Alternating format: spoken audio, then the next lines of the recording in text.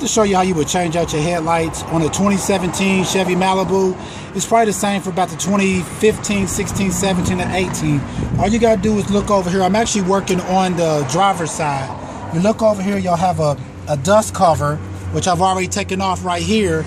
All you gotta do is just turn that dust cover off, and once you do that, you'll be able to reach inside of here and just turn your light bulb like that. And once you do that, you can see right here your light bulb socket will come out like that. Then all you got to do basically is just unplug your light bulb just by pushing down the back of it and taking your light bulb out. Then what you want to do is take your new light bulb, plug it back into the electrical harness right there, and then plug it back in. Pretty much it's a pretty simple job. Alright folks, once again, this is how you would change out your headlights on a Chevy Malibu. All you gotta do is take off your dust cover, reach inside of it, spin your light bulb like you normally would, unplug this little piece right here, which you see a little better.